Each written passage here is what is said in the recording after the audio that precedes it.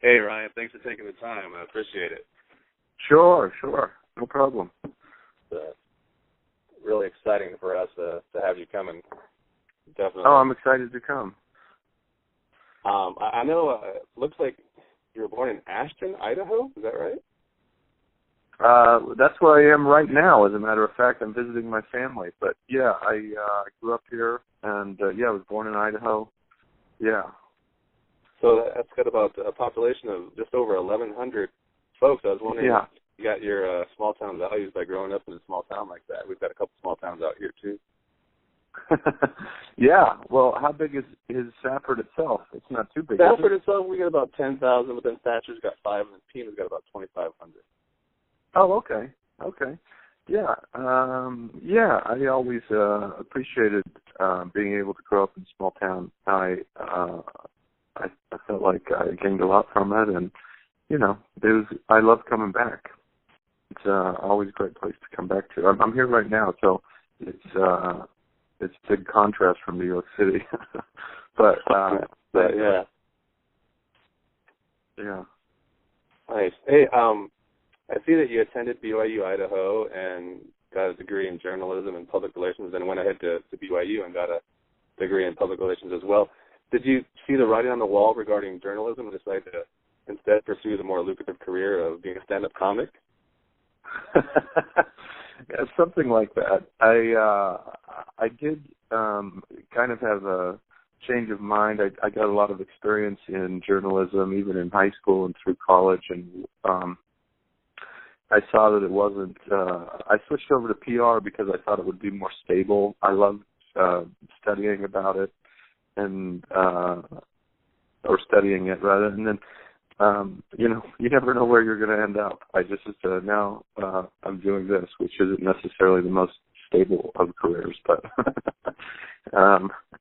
but I love it. I think you just have to do what you love, and I really love journalism. I learned a lot doing it, and I think it's, as you know, it sounds like you're a journalist yourself. It's you can learn a lot just by interviewing other people, and I really love that aspect of it. And I still love to write, and I love to keep up with it, and I keep in touch with all my old PR colleagues, and so it's always been a part of me, even from when I was really young. I used to write columns in the local papers here in Idaho. I had my own little funny weekly columns that I really enjoyed, and that was kind of the first place that I was like trying to publicly be funny in those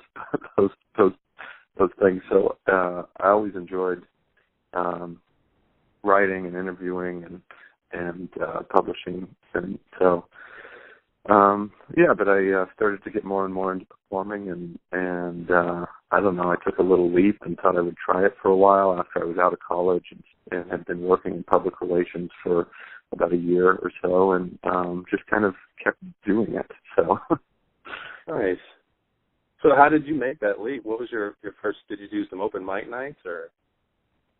Well, the first time I ever did comedy was in college, my freshman year of college, and I had a little radio show on campus, and some other buddies had shows also.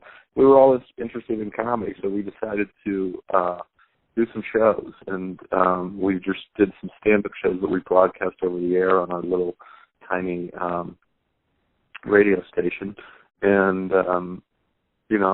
that was the first time I ever did it. And then I didn't really do it, a lot, but I kind of would go back every once in a while for years and years. And then when I got out of college, I had more time, and I just started to do it for fun, just put open mics, and then I started hosting local shows and things like that, and just getting on stage whenever I could, just to work on stuff just for fun. And then I decided to try and take it a little more seriously, and jumped in for, I'm just going to do this for a year and really kind of push myself and really focus on it and see what happens. And I just kept doing it. I just kept doing it another year and then another year. Wow. And, yeah. How long do you think it took you to hone that quality 10 minutes? Oh, it takes a long time. I mean, you're always throwing stuff away and putting new stuff in, but for me to have like a solid 10 or 15 minutes where I could host a show. It takes some time. It takes a couple of years maybe to get, where you feel real comfortable going up in front of a cold audience and doing 10 or 15 minutes. And then, and then you're like, well, now I've got to do a half hour. So you start working on getting a half hour where you feel real comfortable doing a half hour, and then you do 45, and then do an hour, and then you start just, you're always writing and adding to it and taking stuff away. So, it takes a long time, and you experiment with different voices and different styles that you can use, and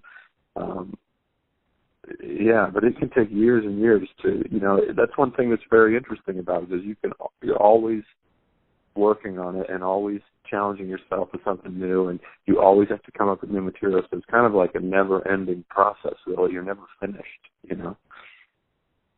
Very cool. Very cool. What are your comedy aspirations? I mean, are you working toward that half hour or that hour special on Netflix or Showtime, something like that? Yeah.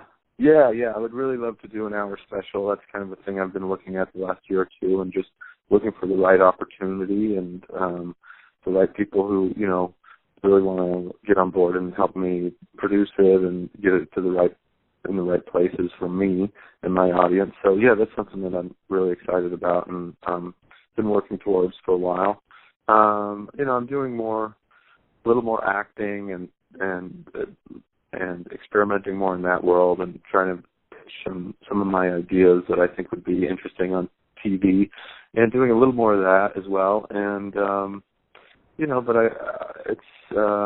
I would love to just be able to go into a city and have fans and do theaters like we're doing here in Safford, all over the country. And I'm just kind of starting that. It's new for me to go into a town and do a theater. I'm in comedy clubs a lot, but I would love to be able to keep going in this direction of doing theaters and having people who know who I am come out. And that sounds like an ideal career to me.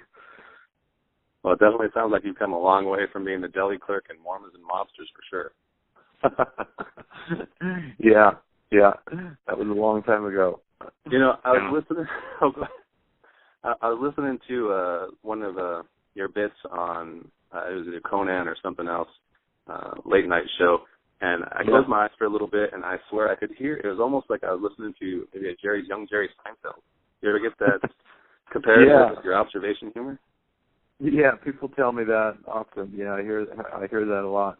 I think Seinfeld's amazing. I try to be myself and my own person and have my own distinct voice. And I work in a very observational kind of way for a broad audience that a lot of people can relate to. I just enjoy writing that way in that kind of style. And so it's a comparison that I've heard before. I really try to be distinct and have my own perspective and unique voice, But everybody's, especially when they watch comedy, everybody thinks of something that they've heard before. They relate to it in a certain way.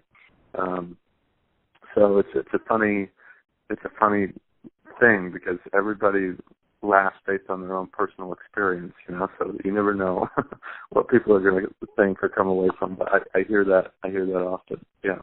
Well, I know a lot of people are excited for the Saturday show. What can we expect to get out of you? Oh, I'm just going to really perform at I've got a lot of new stuff that I've been writing lately that I'm really excited about, and it'll be really fun. I'm excited to do with theater because that's always what I want to do. So every time I get an opportunity to do something like this, I really look forward to it. So it's going to be fun. I just always have fun. Every show's different. You never know exactly what's going to happen. Every audience is a little different. I always have a plan going in, but you never end up exactly where you think you're going to be in that plan. And so we'll see what happens. But it's always fun. I just try to have a good time, and hopefully the audience does too.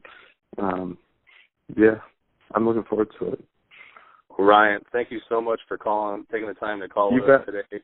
And we're looking forward to the show. The show is this Saturday night at 7 p.m. at the David M. Player Center for the Arts. Some tickets are still available at the website, so get up there and get those tickets. Ryan, thank you so much. We appreciate it. We'll see you Saturday night, buddy. Thank you. Sounds great. I'll see you soon.